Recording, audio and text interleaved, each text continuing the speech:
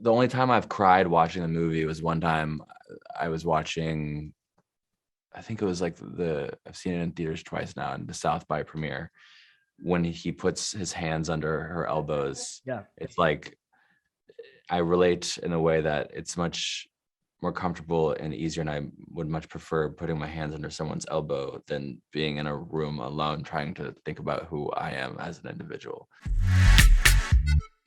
Hello and welcome to a very special edition of the Movie Podcast. My name is Daniel, and joining literally right beside me today is Anthony. Hello, Daniel. How are you today? I'm doing well, Anthony. I'm How looking are you? at you from the side. I'm looking at you from the side I as feel well, like too. this is a scene from a movie, but It is. probably is. It's a scene from the Movie Podcast. Ooh. Oh. Shabazz is also here, but he is not on this recording today. Why is today such a special edition of the show? Because today we are talking to writer, director, producer, and star of Cha-Cha Real Smooth, Cooper Raiff. We are so excited to talk to him. We love this movie. We had such a great time with it. And we're going to tell you all about it very, very soon. But as always, you can catch a brand new episode of the Movie Podcast every single Monday. Watch out throughout the week for review episodes, our interview episodes on all the latest movies and series. We've been dropping a lot of interviews this week. And this is not the only interview that you'll be able to listen to on the Movie Podcast today, because later today on the feed, you'll be able to hear our interview with Terry Chen of The Lake, which is a Prime Video original series. It's also actually the first original Canadian scripted show for Prime Really? Video. Isn't that crazy? That's amazing. I know we went to the Prime event where they celebrated Canada and how they're really going to focus on Canadian content, but learning that, I didn't know this. Yeah, That's amazing. amazing. And it's so cool seeing like the investment that we're starting to really see in Canada, and I love that. And I think just across all streaming services, more Canada is always better. So More the Canada more is of that, always better. let's keep doing it.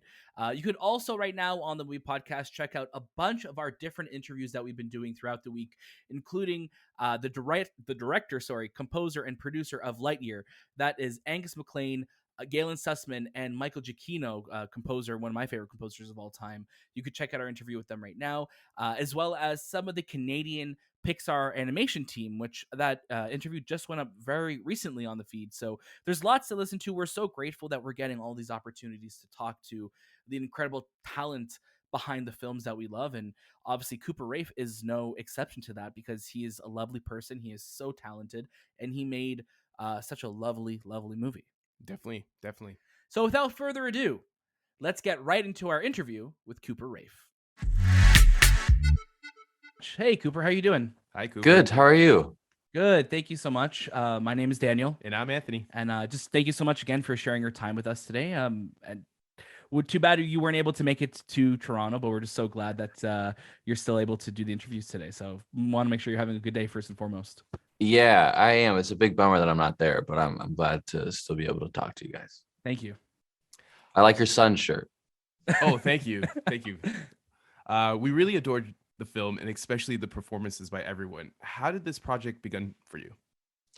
I wanted to make a movie about this bond between this young mom and her disabled daughter. Was like the core idea, and I remember I pitched that to some people, and they're like, "That's not a movie. That's a relationship." And then I had just made a movie called Shithouse that was about told kind of through my personal lens, and so I threw myself into this 22-year-old into this world, and then I needed a way for the 22-year-old and the 32-year-old to keep coming into contact with each other. And I had the bar mitzvah idea, and at first I thought it was too silly, but then I thought of the party starter idea, and the kind of theme of the movie broke open.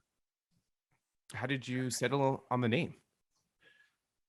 Cha-Cha Real Smooth. I really wanted it to be a movie, the title of a movie about bar mitzvahs, but I wanted it to be big enough and broad enough to also be about like a May-December relationship and a 22-year-old learning that he needs to figure out who he is. So I told myself that Cha-Cha, so the Cha-Cha Slide's a song that plays at every single bar mitzvah ever.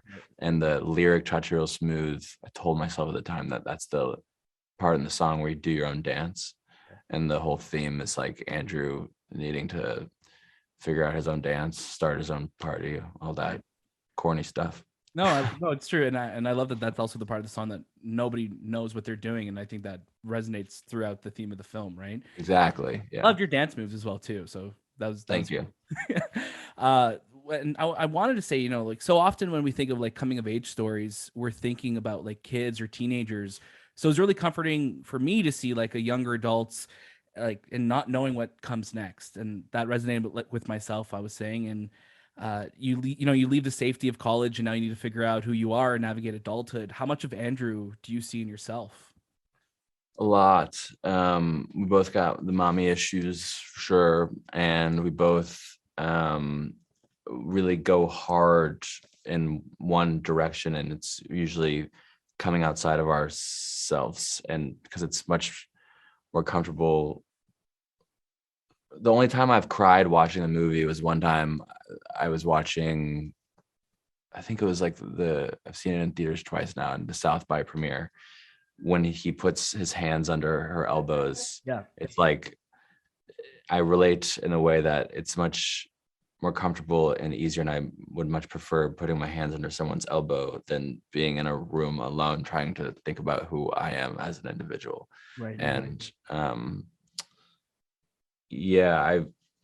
some people have said like, oh, he works at Meat Sticks and you're making movies, you guys are how different. And I'm like, Andrew goes so hard in the direction of Domino, and I feel like I go so hard in the direction of in my life with my relationships, but also in like making movies. Like making movies is not me knowing who I am.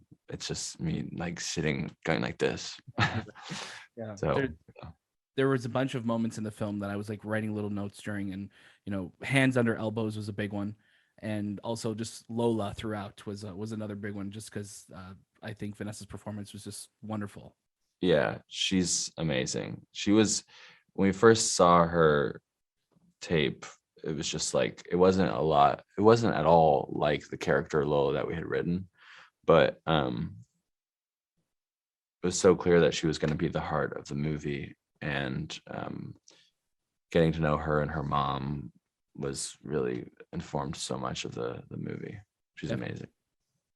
Now, you, Dakota, and Vanessa have such great chemistry with one another. How much time did you get to spend together before shooting to figure out who these characters are? I zoomed a lot with Vanessa. Like it was 8 weeks out when we cast her, and I met with her every week, 15 minutes with her mom and her, and then her mom would leave, and then we'd like run lines. We really just talk about the script because I was wanting to rewrite it for her, kind of. Right. And sometimes I'd even just say, do you like this line? And she'd say, I do not. And then I'd say, we've said that about literally every line. And so I rewrote it with her basically, and got to know each other so well. And our dynamic off screen, I think it's pretty similar to our dynamic on screen. And with Dakota, I met her before I had even written the script, so she was my script buddy. And then we all met for the first time about 3 days before shooting, and that was the big I think this movie's gonna be great. I think this is gonna work because we all got along in a really specific, unique way. Yeah, that's wow. It's 3 days just before. That's amazing. Again, no thanks to the pandemic, I'm sure too. I'm sure you guys would have been able to see each other in person a lot sooner. Yeah, I mean, Dakota's such a busy person that we didn't do a single rehearsal. Like Dakota never rehearsed. So Wow. I always loved rehearse. So Vanessa rehearsed a lot with me. Evan rehearsed a lot with me. I was always like, do you guys want to run lines? But Dakota, Leslie, Brad, we didn't do a single rehearsal. We literally just showed up and did the scenes, and it was very scary. Wow. Yeah. But it all feels so natural. And I think that's something that stood out to me so much in this movie, is that the feelings that we're hearing, Domino and Vanessa and Andrew talk about, it just feels so genuine throughout. And there's a line in the film that I was thinking about as well, where, Domino says, the things I'm scared of doing will help me the most. And I think this movie balances such a great tone of, heavier feelings and then lighter tones seamlessly. How conscious are you when you're writing a movie like this, that you're doing that? Or is that just something that's natural for you? I think I'm not. Yeah, I'm always just trying to trust my instincts with if there's a moment that makes someone laugh. Because there are some times, like there are certain stretches in the movie, I think, where there's not a single moment of that you would laugh at. Maybe that's not true, but I never think about balancing comedy and drama. And the same way that I always say when people say Leslie's so good at balancing navigating comedy and drama, I'm like, no, she's just a really alive person who's very emotionally available and is also has a great sense of humor. Right. But she is really just so fun to talk to in her trailer or like on screen. She just lights up. And I think with writing, I'm always just trying to I don't think it's important to like, oh, let's not take ourselves too seriously. I'm like really I'm trying to do something really specific that takes itself seriously. Right. And I think a certain specific sense of humor is important, and all movies are just offering yourself. And I do think that I care about laughter. So that's, I think, why there's hopefully people laughing at the movie. Definitely. We were laughing. We were. There's laughing and great crying moments. Yes, and- we were everywhere in this movie, and we like that a lot. You wear many hats on the film: director, writer, producer, and star. Do you find it difficult to balance all your duties, or is this the only way you know how to make films now? I want to just direct from now on. The next movie I'm doing in the fall, I'm just directing, and I really didn't want to act in Cha-Cha, but it did make sense because it's similar to what I did with my first movie, Shithouse. And I think people think it's a lot harder than it is because they don't realize how fluid.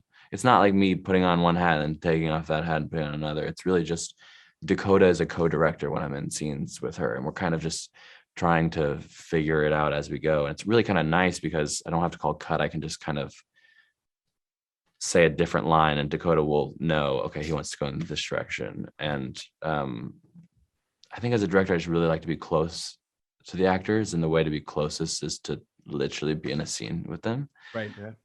But even when I direct this next movie, I want to be just as emotionally available because it's important to me to not be behind the monitor and have an actor like bleeding on camera and me just be like, you look great. It's like important for me to be covered in blood with them. Yeah. Wow, I think that's a great place to end it. We can't wait to see what you do next, Cooper. We love this movie. We're so excited for everyone to see it on Friday on Apple TV Plus. So thank you so much again for your time, and we can't wait to see what you do next. Thank you so much. I appreciate your time. Both of yours. Thank you. Take care. And welcome back, everybody. Cooper, once again, thank you so much for sharing your time with us on the Movie Podcast. The film that Cooper directed is called Cha-Cha Real Smooth, and you'll be able to catch it exclusively streaming on Apple TV Plus today. So April 17th, it'll be available for you to watch. Make sure you watch it this weekend. You're going to have a great time with it. It's a beautiful film. It's so funny. It's going to hit you right in the feels, and I think we all kind of left it just feeling like we need more movies like this. Yeah, it's one of those movies that really resonates within you because it cuts deep. There are relatable elements to the story, specifically for me, and I think I don't speak for you guys, but I think you guys. You can speak for me. It's okay. I'll speak for you. Daniel really cried. He really cried in this. Thank film. Thank you for letting everyone know that. But yeah, it's one of those movies that just you want to put on again. You want to like watch again, especially when you're in situations that relate to his character, and you're just like, you like feeling that. You know, I love the tagline of this movie that, you know, growing up's not easy. And it's not. And I love the fact that, you know, we were talking to Cooper about this, like just the name alone, it's like the Cha-Cha Real Smooth, that part of the song in the Cha-Cha slide is where you're supposed to do your own thing. And no one ever knows what to do with that part of the song. Yeah. People are just like, I'm doing a weird dance right now if you're watching this on YouTube. A lot of people just stay with the cha-cha part. Yeah. You know? They don't know what to do. They don't. I don't know what to do. Yeah. But I'm no dancer, so. You're a dancer of life, though. I don't know about that, man. You got 2 left feet in life. I have like 1 foot on the ground. Yeah. And the other one's. Where's the other foot? The other one's like a flamingo. It's up. Oh, I'm not going to even try to unpack that. So if you're listening to that, Cooper, I'm so sorry. Maybe you could explain it to us because I don't know what Anthony just said. But no, it's good. No, I get what you're saying, and I think this movie does a great job of conveying a lot of those themes, and especially if you're a young adult trying to figure out life, which I think is every single young adult or even older adults. I'm still figuring out life right now. This day, we're gonna be figuring it out till the end of time. But again, Cooper, thank you so much for sharing your time with us on the show. We can't wait to see what you work on next. I know you mentioned you're going to be working on a film later this year, and we can't wait to watch it. Hopefully, we get to talk to you again. Yeah, definitely. As always, you can catch a brand new episode of the Movie Podcast every single Monday. Next week on the show, we have a lot of special guests joining us once again. It's a big week for us. It's probably the week I've been looking forward to the most. Starting with this week and then next week, I think have been some of the best moments we've had on the show. It's the guests that we have down the pipeline. Yeah, is absolutely ridiculous. Yeah, like you have no idea who we have coming, and you have to stay tuned. Follow our socials so you can stay tuned to the latest updates, because there's interviews coming out of our asses at this point. There's so many. God. Okay. There's a lot. And again, starting like the last June alone, we started this month with Adil and Bilal of Miss Marvel. And then we got, all of our Lightyear interviews and Cooper and then Terry. And then next week, stay tuned because it's going to be a great week on the Movie Podcast. We're so happy that you're here. Thank you for sharing your time with us today. And like Anthony said, make sure you're following us on Instagram, Twitter, TikTok, and Letterboxd at the Movie Podcast, so you can stay up to date with everything that we have going on the show, because we want you to be part of it. So thank you so much. That was this time with the Movie Podcast, and we'll see you next.